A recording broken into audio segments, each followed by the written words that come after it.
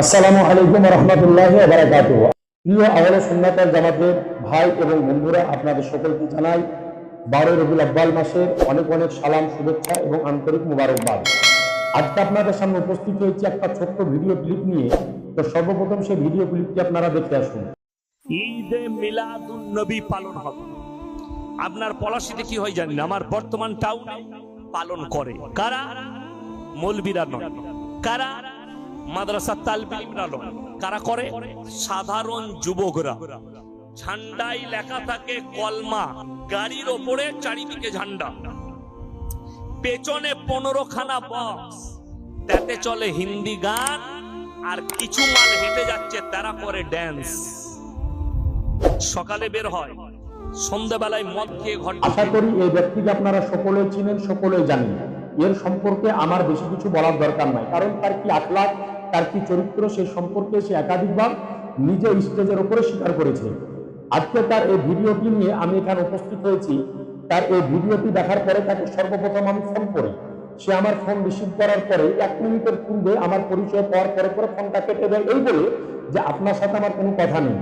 এরপরে তাকে আমি হোয়াটসঅ্যাপে মেসেজ করি। মেসেজ করার সঙ্গে সঙ্গে সে আমাকে সর্বপ্রথম কাফের মুশরিক বলে গালি দেয়। শুধু আমাকে নয়, আমাদের সকলকে কাফের মুশরিক বলে গালি দেয়। তো আজ কেন কাফের মুশরিক বলে? যে আমরা নাকি মাজার পূজা করি, আমরা নাকি মাজারে গিয়ে শিরক করি।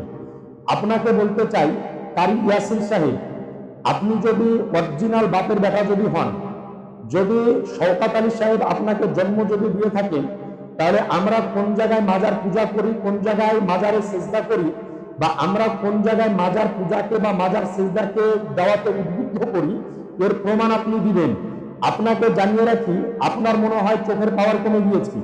এই জন্য আপনাকে সর্বপ্রথম আমি পরামর্শ দিব যে আপনি বেশি বেশি করে প্রচুর শাক খাবেন, আপনার চোখের জ্যোতি বাড়ানোর জন্য, যেহেতু আপনার চোখের জ্যোতি কমে গিয়েছে। আমরা একাধিকবার বলি, যারা মাজারকে সেজদা করে, মাজারকে পূজা করে, তাদের সাথে আমাদের কোনো সম্পর্ক নয়। আপনাকে জানিয়ে রাখি যে মাজারকে সেজদা দেওয়া তো দূরের কথা, মাজারকে সেজদা দেওয়া যাবে না।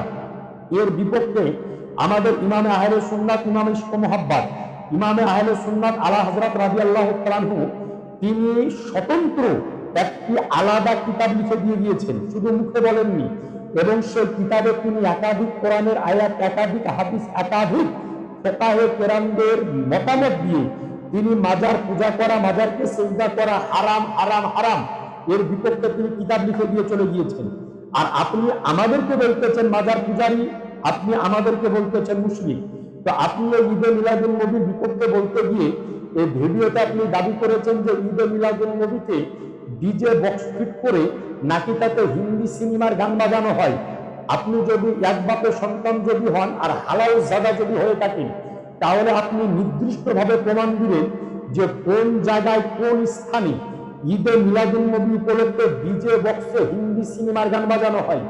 এবং আপনি আরেকটা দাবি করেছেন যে ঈদে মিলাদুন নবী নাকি কোনো আলেম ওলামা এবং মাদ্রাসা তলবারা পালন করে না, শুধুমাত্র নাকি গ্রামের ছেলেরা পালন করে। এই জন্য প্রথমে আপনাকে বলেছি যে আপনার পেটের সাথে সাথে আপনার চোখও গিয়েছে।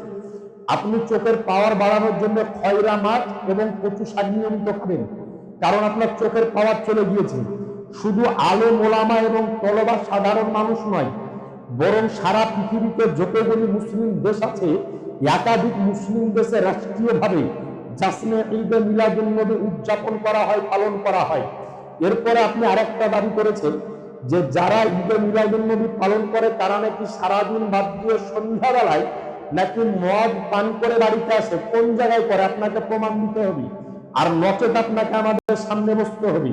না হলে এইরকম মিথ্যা কথা বলা আপনাকে অবিলম্বে বন্ধ করতে হবে।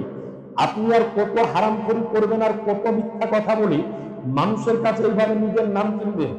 আপনাকে সাবধান করে দিচ্ছি যে মিথ্যাচারিতা করা, মিথ্যা বলা বন্ধ করেন। আর যদি হালাল বাপের হালালি সন্তান যদি হন, তো ওলামায়ে আহলে সুন্নাত ওয়াল জামাতের মুখামুখি বসে ঈদে মিলাদুন নবী পালন করা হারাম, বেদাত আপনি প্রমাণ করবেন। আন্দাজে মিথ্যা কথা বলে নিজের জন্মের পরিচয় খারাপ করবেন না। আসসালামু আলাইকুম ওয়া রাহমাতুল্লাহি।